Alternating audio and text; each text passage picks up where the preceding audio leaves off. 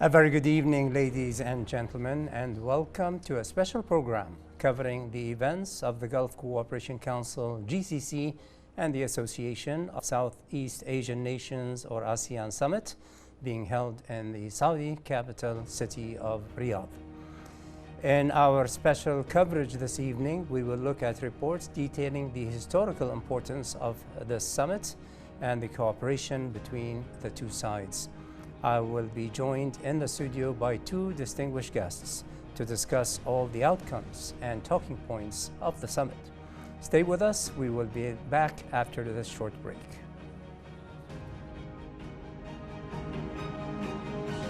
The participation of the representative of His Highness the Emir, His Highness the Crown Prince, Sheikh Mish'al al-Ahmed al-Jabir al-Sabah, in the GCC-Asean Summit,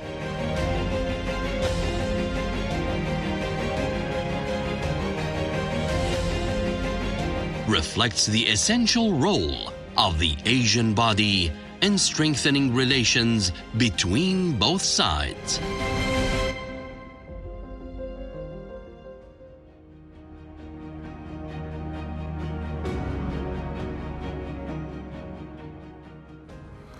Welcome back to our special program. I would now like to welcome our first guest this evening to join me in this special coverage. Our first guest tonight is financial expert, Mr. Nader Al-Ubaid. Thank you so much for joining us, Mr. Nader. Maybe a brief introduction will be a good way to start our program. Thank you for giving us the opportunity to participate in this special event and the coverage for a very important event internationally and regionally. Well, actually, I would like to focus on the economic side because, you know, the driver for this kind of relationship, the economy has something to do with it. That's why, you know, in our coverage will be focusing on the economic side rather than the political side in a way because we have noticed that the bloc of Asia mostly related to the economic side, and this is what makes it very successful for the last 20 or 30 years. Absolutely. Mr. Nader, can you tell us about the history of the cooperation that exists between the GCC countries and the ASEAN countries? 9 nations, I believe, is what makes up the ASEAN. 10 nations. 10 nations.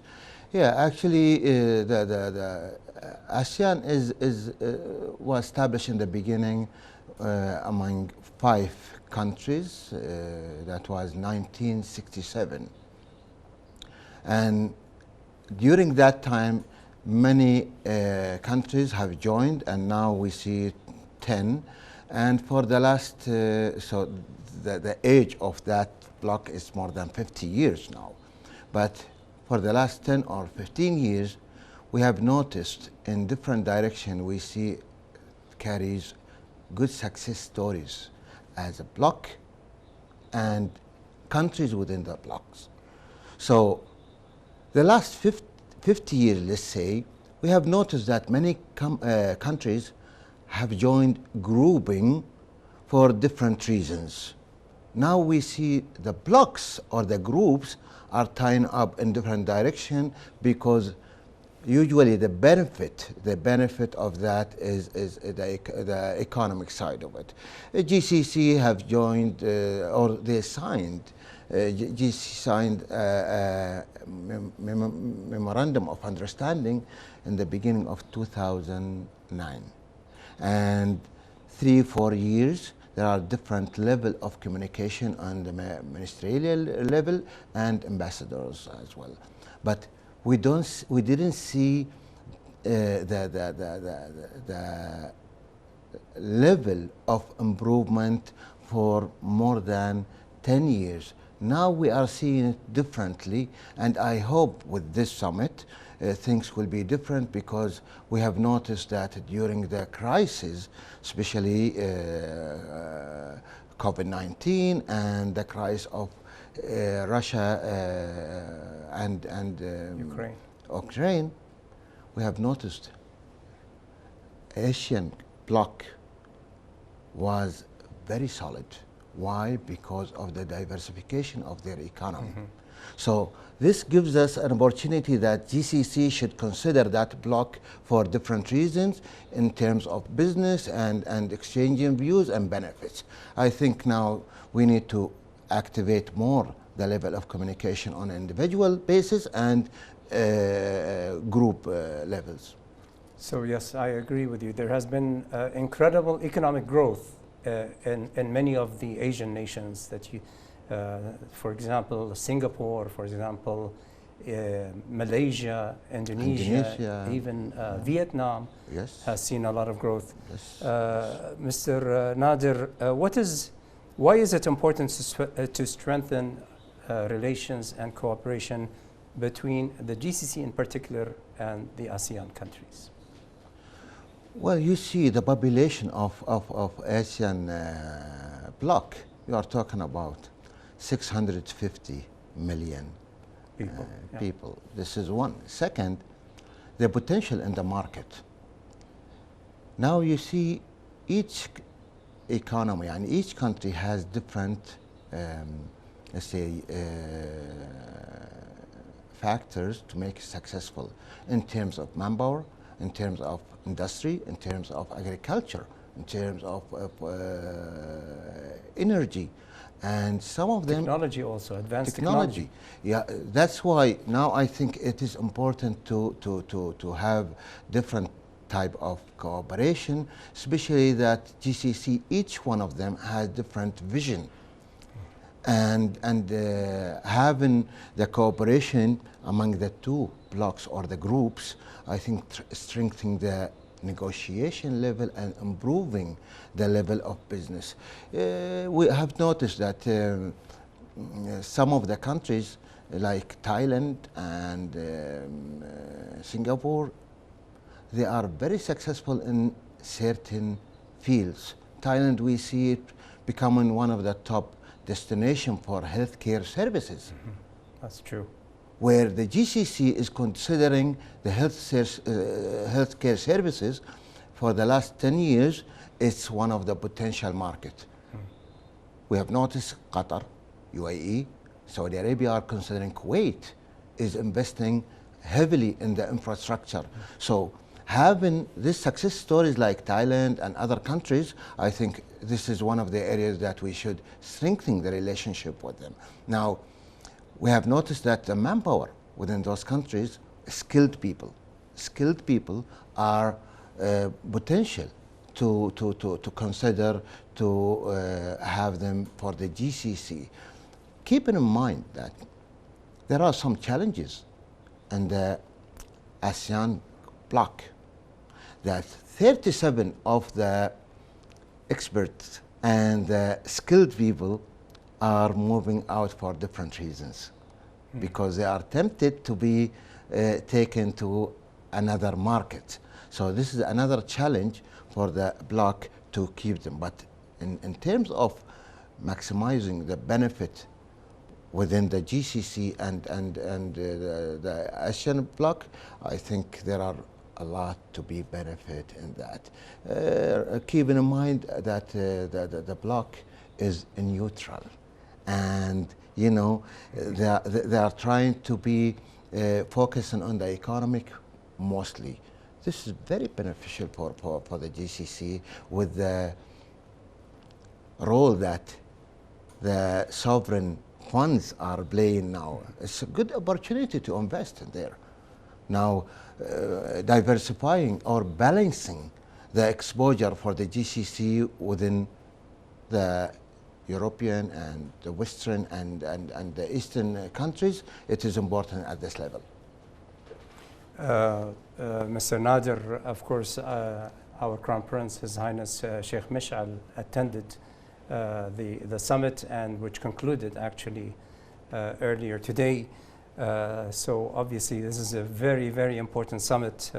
How will the GCC as a whole benefit from further developing the economic cooperation with ASEAN? How will the GCC as a whole benefit from this? Well, we need to identify the fields that we need to develop. Now we see a good success story in Singapore as well in terms of education. Well, Kuwait and other countries are considering this. The healthcare as well. Now the agriculture. The agriculture is very important to balance, and the food security. Food security is very important, and most of the countries within the bloc are expert in that. Now we see Vietnam is ranked #1 in rice, because depends 90% of it on the export for their economy. So this kind of expertise within those countries, I think it's important to have them to match our vision in terms of diversification for our country. Even on the investment side, why don't we have it? Provided that there are some countries, it's a good business environment to invest in. Why don't we consider that? Excellent. Mr. Nader Al-Abeid, please stay with us as we continue our coverage this evening of the GCC-Asean Summit. Several ministerial meetings took place earlier this year to formulate the talking points and main agenda of the summit, which aims to strengthen the political and economic relations between the two sides. This inaugural summit will bring together nations from the GCC and the ASEAN, and will mark a significant step towards fostering relations and dialogue between the two prominent regional organizations. Both groups, respectively influential in the Middle East and Southeast Asia, will explore shared interests and potential efforts for future collaboration. We have more on this topic in the following report. Stay with us.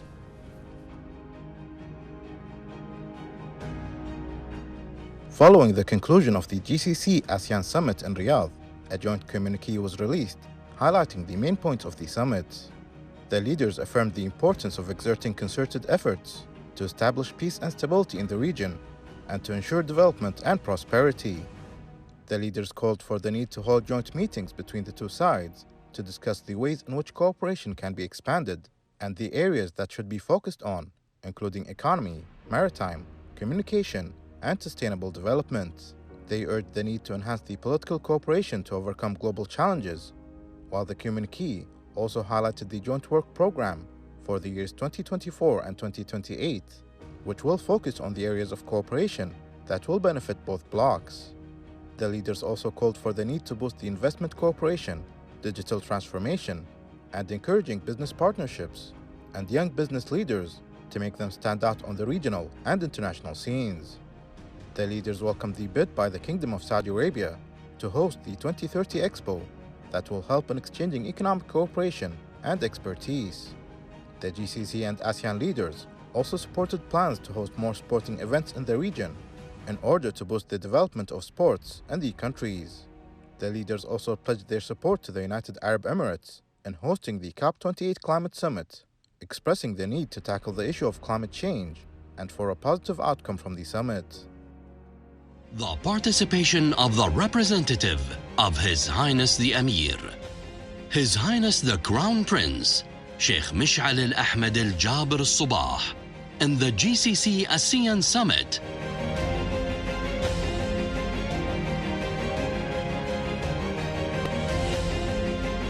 Reflects the essential role of the Asian body in strengthening relations between both sides.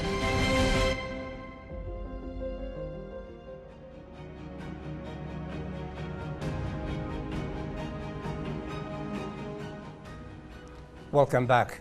Before we continue our discussion with our special guest this evening, financial expert Mr. Nader Al-Abeid, let us first take a look at more details regarding the Riyadh Summit with my colleague Amran Ad-Dallal.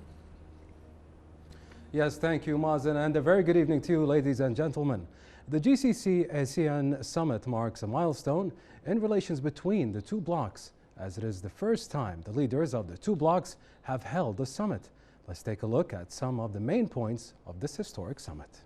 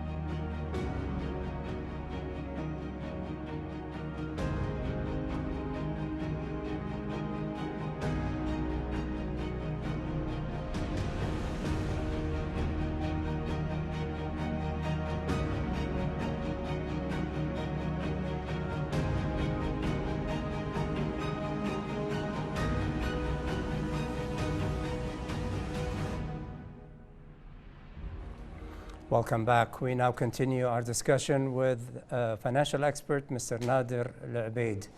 Mr. Nader, if we have just one final question for you. How will the continued developments in cooperation with the ASEAN be beneficial for Kuwait specifically in achieving its 2035 vision? Well, actually, you see, the vision which was announced by His Highness the Prime Minister, focusing on 12 areas, where if we identify the success stories or the strength in some of the countries within the ASEAN bloc, Malaysia used to be the financial center, and they have good success story. Since we are considering that, how can we develop and maximize the benefit on that? Since they have a good success story. When it comes to Indonesia, where you know the diversification, and they are considering one of the strongest economy in Asia, Indonesia. So we have to develop that. Since we are talking about the healthcare, we can tie up with Thailand because they have good success story in that area, especially with the creating the business environment. When you look at each country, we can develop it to match what we have in terms of vision, and even in the what we call it fish farming. Mm-hmm. Fish farming, Cambodia, Vietnam, Thailand, they are considered one of the best. Why don't we develop that for food security? So if we want to benefit from that summit as Kuwait, we can focus with the follow-up. Now we have to draw a roadmap for each area to maximize the benefit of that relationship, not with the bloc as well, even on the individual side. So I think this is very important station or a hub to maximize the benefit, to catch up with what left with our Vision 2035. Financial expert Mr. Nader Al-Ubaid, thank you very much for joining us on this program. It was a pleasure having you on our special program and sharing your thoughts with us. We now rejoin my colleague Imran Adallan. Thank you once again, Mazen, and ladies and gentlemen, it is my pleasure to welcome on our program from Riyadh the strategic expert, Mr. Faisal Al-Hamad. Thank you for joining us. Thanks, Salah. Thank you. Mr. Faisal, after a warm welcome, of course, can you give us your thoughts on the importance of this first summit of the leaders of the GCC and ASEAN Summit? Yes. First of all, thank you for having me. Actually, it's a very important summit. It's held today in Riyadh. We have to remember that the new firm starts today for interregional cooperation between two very important regions in the world, which is GCC area and Southeast Asia, which is ASEAN. And this meeting comes after like 13 or 14 continuous work. Actually, we had the first joint ministerial meeting in Bahrain to May 2009, which started the strategic dialogue. And after that, by 1 year in Singapore in 2010, in May exactly, we had a joint plan. So the work we see today in this summit is like 13 or 14 years of continuous work. And additional to that, we have to remember all the time that GCC has the great credibility and financial economic potentials, actually. Not only in the Arabic and Islamic states, but throughout the world. And that's a very important point. So I think the summit today is very successful, and the outcome from the summit, I consider it personally in 2 points. The first point is strengthening the existing relation between GCC and ASEAN.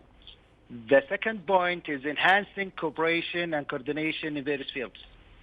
Yes. And the GCC countries recently signed ASEAN's Peace Pact, the Treaty of Amity and Cooperation. How important is that? Actually, it's very important for GCC and ASEAN. We're looking for 7 major fields. We're looking for economic and trade. We're looking for agriculture and food security. We're looking for education, tourism, culture, media, and the most important thing for ASEAN is energy from GCC. So that's the most 7 major fields between GCC and ASEAN. And additional to that, there is an open opportunities right now for trading and investment inside ASEAN from GCC. And we have to consider the future visions for like Saudi Arabia, Saudi Vision 2030. We're looking for Kuwait 2035. So we need natural resources, manpower, opportunities and investment. So it's very important, this relation. And if we look in the last decade, we're looking for GCC changing its strategic movement to build up the relation with other firms or entity, especially like Shanghai Cooperation Organization. We are a part of OPEC. We're looking for OPEC Plus and other organizations throughout the world. So that's a very important strategic movement from GCC. Yes. Well, a strategic expert, Mr. Faisal Al-Hamad, thank you once again for taking the time to join us here today from Riyadh. Participation of the representative of His Highness the Emir, His Highness the Crown Prince, Sheikh Mish'al Al-Ahmad Al-Jabir Al-Sabah, in the GCC-Asean Summit.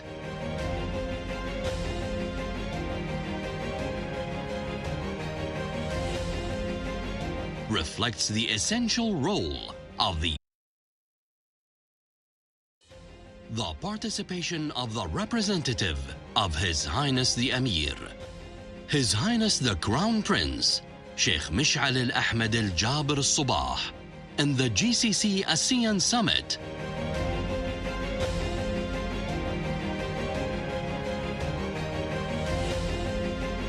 Reflects the essential role of the Asian body in strengthening relations between both sides.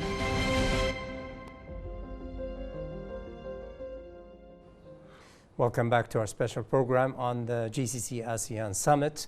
We recently had the pleasure of conducting an interview with His Excellency the Ambassador of the Philippines and Chairman of the ASEAN Committee in Kuwait, Mr. Jose Cabrera III, and we asked him to share his thoughts on the inaugural GCC-ASEAN Summit.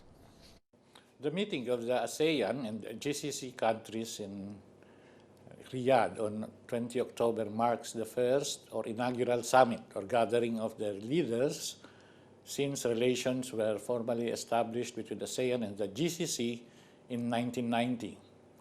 The event highlights the strong interest of both organizations and their member states in taking economic cooperation and exchange to the next level. It is noted in this regard that the GCC member states have all signed the Treaty of Amity and Cooperation in Southeast Asia, with Kuwait acceding to the treaty on 04 September this year. Both regions seek to diversify their economies in order to support resiliency as well as to open new markets and sources for goods and services, including and especially food and energy. Among the GCC member states, Kuwait hosts the largest number of embassies of the ASEAN member states. There are 9 out of the 10 ASEAN countries having opened diplomatic missions in Kuwait. As such, Kuwait is well positioned to build upon its close relations and ties with the ASEAN member states in the implementation of any plan of action generated during the summit. This would help boost economic cooperation, commercial and business partnerships, help open pathways for investments, and promote greater tourism and people-to-people contacts. In addition, the ASEAN and the GCC share a common interest in addressing international issues and challenges such as adherence to the rule of law, protectionism, terrorism and violent extremism, geopolitical conflicts, sustainable development, and climate change, among others. Accordingly, The upcoming ASEAN GCC meeting will be an opportunity for the two regions, as well as for including Kuwait, the Philippines, and the ASEAN member states to reaffirm their commitment to building closer and beneficial cooperation in order to promote peace, prosperity, and the well-being of their citizens. The participation of the representative of His Highness the Emir, His Highness the Crown Prince, Sheikh Mish'al al-Ahmed al-Jabir al-Sabah, in the GCC-Asean Summit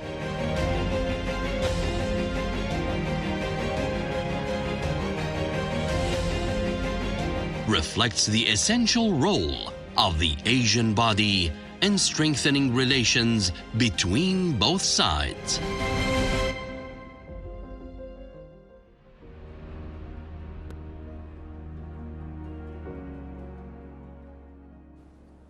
Welcome back. During a preparatory meeting ahead of today's summit, the Secretary General of the Gulf Cooperation Council, Jassim Labdewi, affirmed that the Gulf Cooperation Council countries seek to strengthen their relations with the Association of Southeast Asian Nations at all levels and all fields.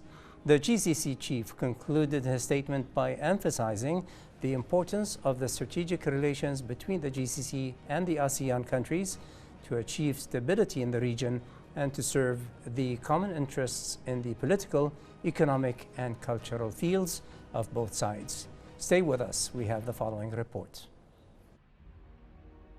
The first formal contact between the Gulf Cooperation Council and the ASEAN took place in 1990, when the GCC Secretary General expressed the bloc's desire to establish formal relations with ASEAN.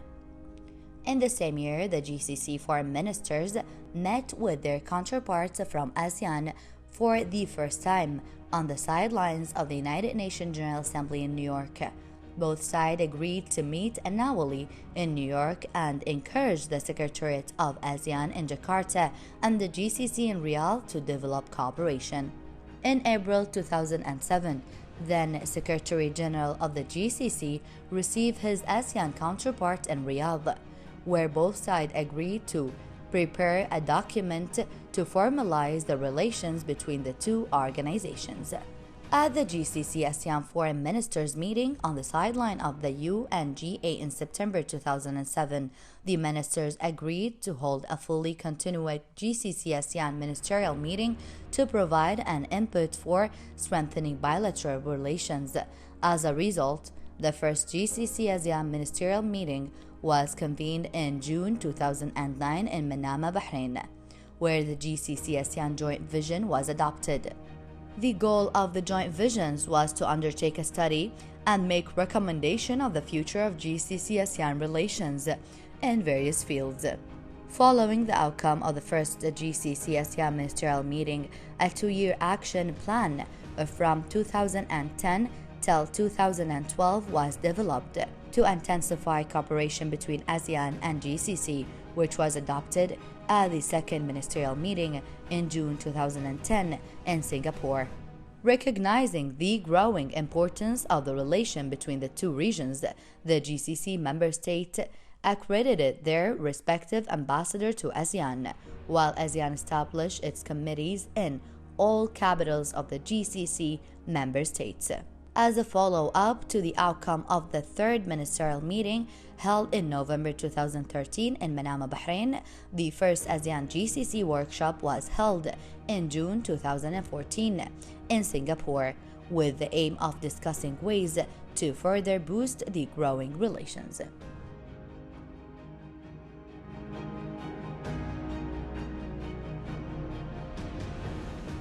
Welcome back to our dear viewers. The history of relations between the GCC and ASEAN goes back to the 90s, and the two blocs have increased cooperation and dialogue in recent years to further expand the bilateral relations. Let's take a look at some of the most important points in the relations between the two sides.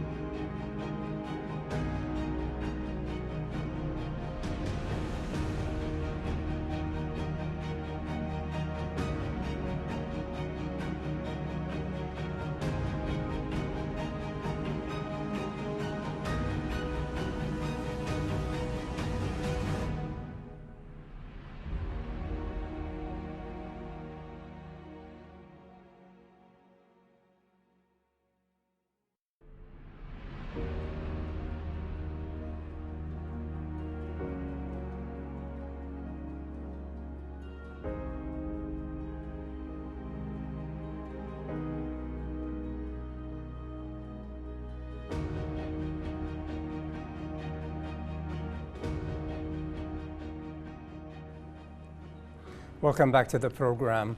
I would like now to welcome our second distinguished guest this evening, petroleum expert and consultant, Dr. Abdel Sami' Babani. Welcome to the program, Dr. Abdel Sami', and thank you so much for joining us. Thank you for having me, and it is my pleasure to be with you.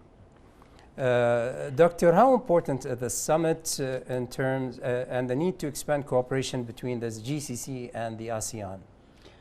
I think this summit came at the right time and the right place.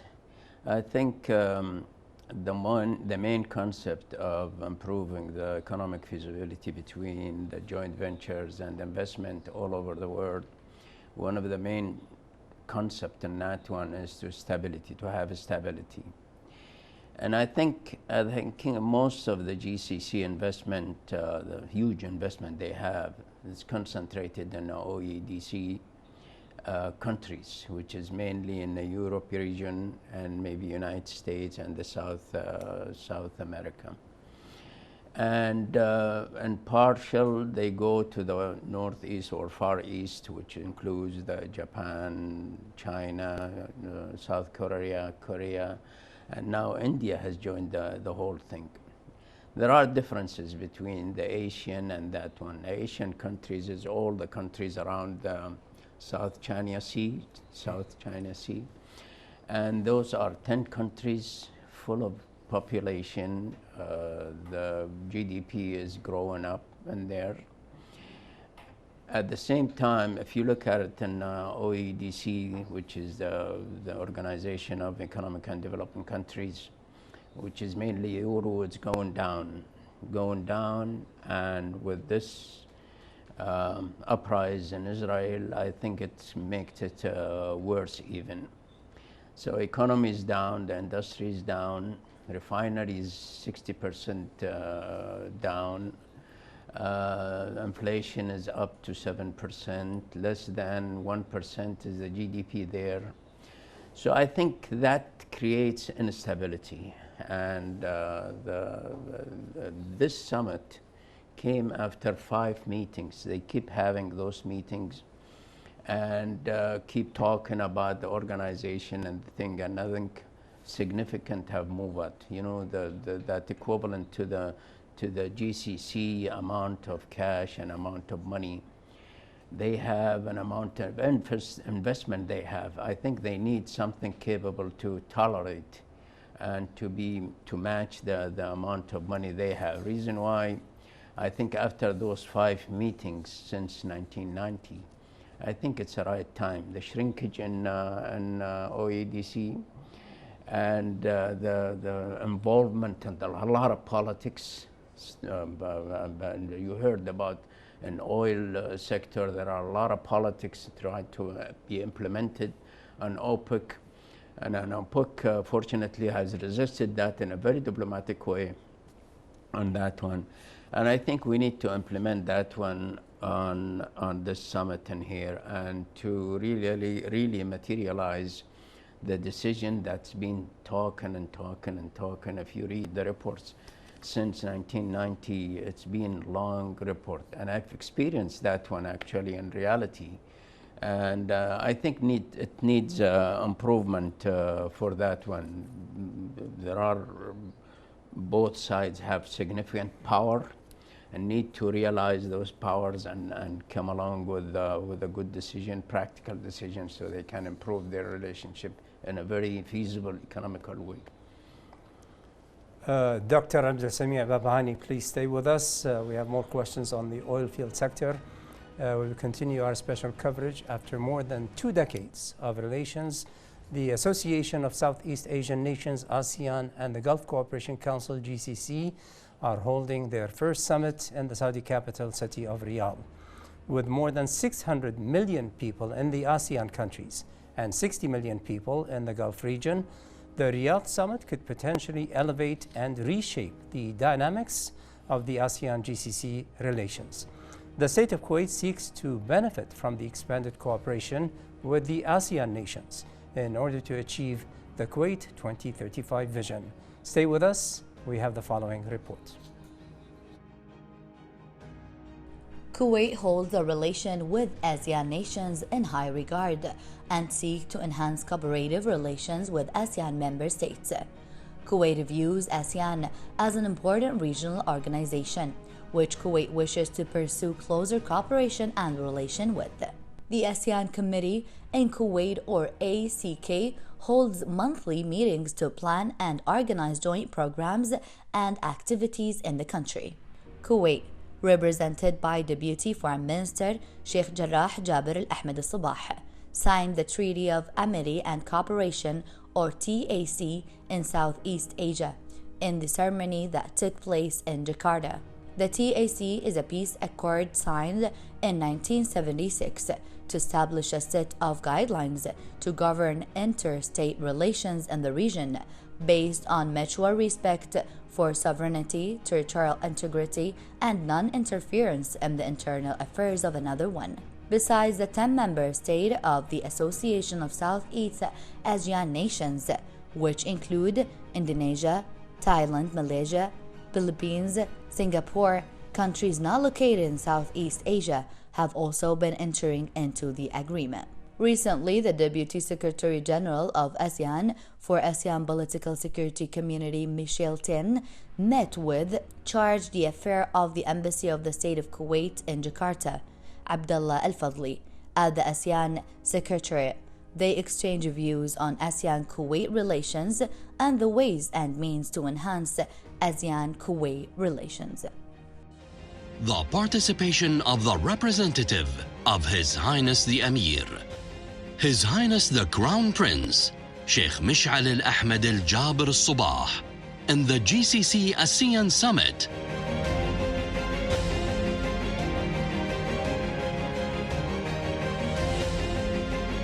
Reflects the essential role of the Asian body in strengthening relations between both sides.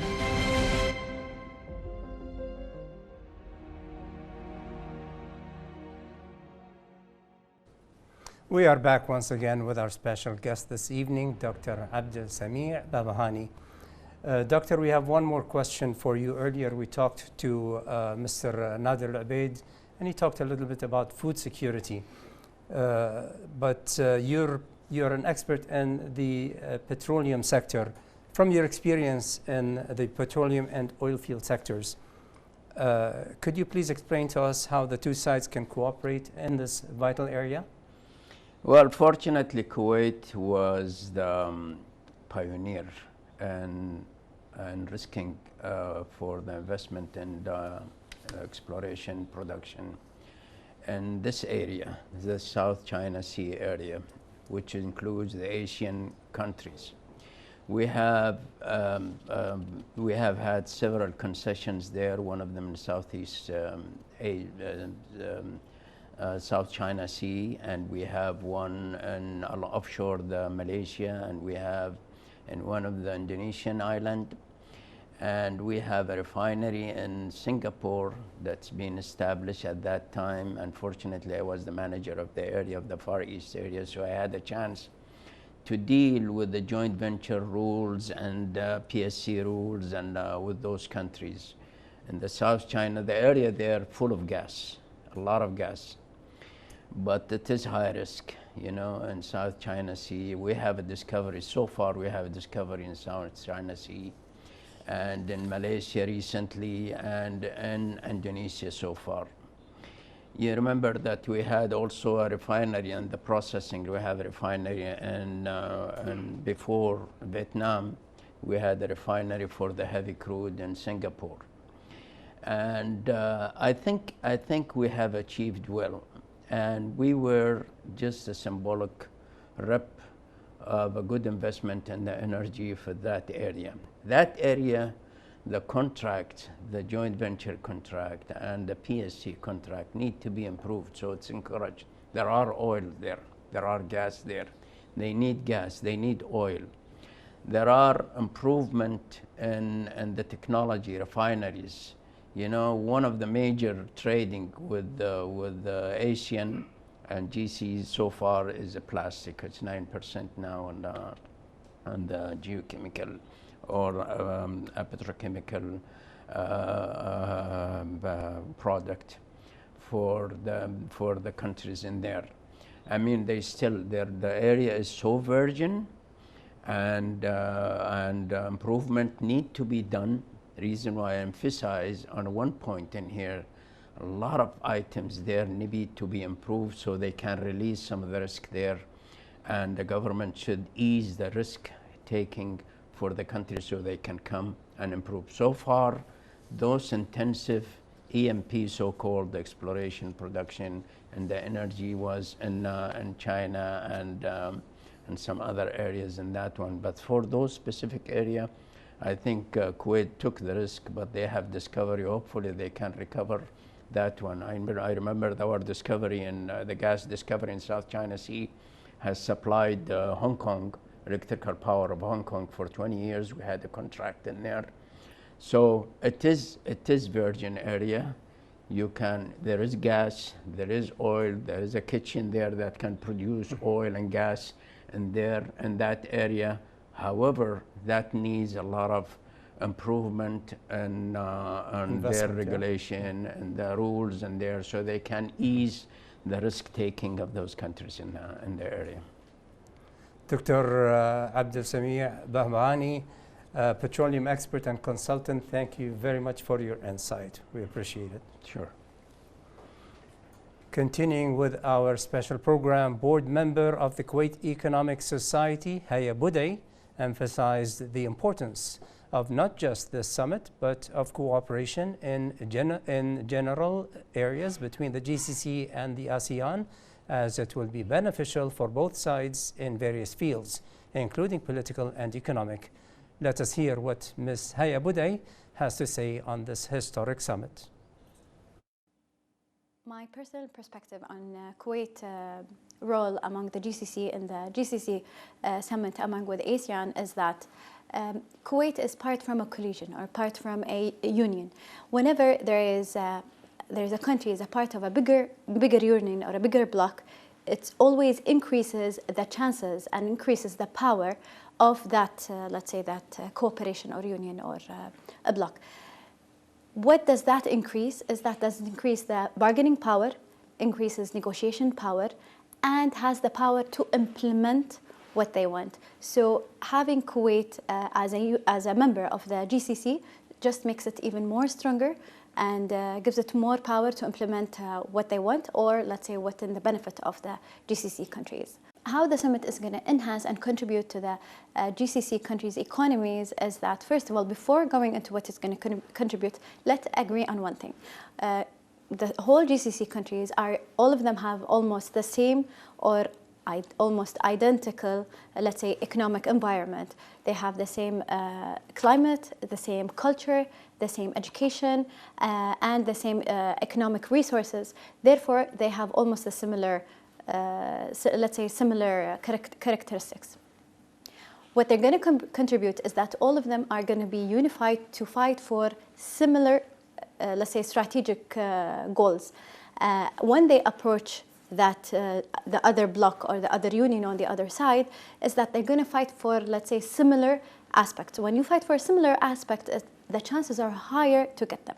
Okay, what are we going to contribute and what we're going to have? We know that the ASEAN countries are, let's say, they have strong powers in the labor market, they have strong powers in different oil products, and they have as well the, let's say, the know-how. And we have one of their countries as Thailand and Singapore are advanced in, let's say, in different aspects of the economies, and they have successful stories. The GCC cooperation countries, they can transfer the knowledge from those countries to our countries. When the transfer of knowledge happens, this makes it easier and faster for the GCC countries to develop and reach economic sustainability at a, let's say, higher speed. Because in transferring knowledge, it just shrinks the time, let's say, it shrinks the learning curve time, which, as you know, that we're in a world that is moving fast and tackling things really fast. And time is a very important factor that we need to tackle. I think that the GCC countries are going to target this, and I'm sure there is, let's say, positive outcomes that's going to happen out of the summit. The participation of the representative of His Highness the Emir, His Highness the Crown Prince, Sheikh Mish'al al-Ahmed al-Jabir al-Sabah, in the GCC-Asean Summit,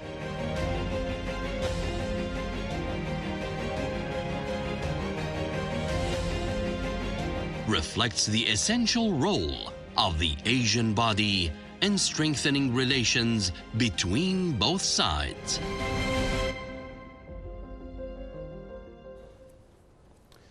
Since first establishing ties back in 1990, the Gulf Cooperation Council and the Association of Southeast Asian Nations held the inaugural joint summit today in the Saudi city of Riyadh, as both blocs aim to develop bilateral ties in all fields. And with the conclusion of the summit, both sides are hoping for a brighter future ahead that will be beneficial for both sides. A special thank you once again to all our guests this evening who participated in tonight's coverage of the GCC-Asean Summit. And to our viewers, thank you so much for watching. Have a very good evening. Goodbye.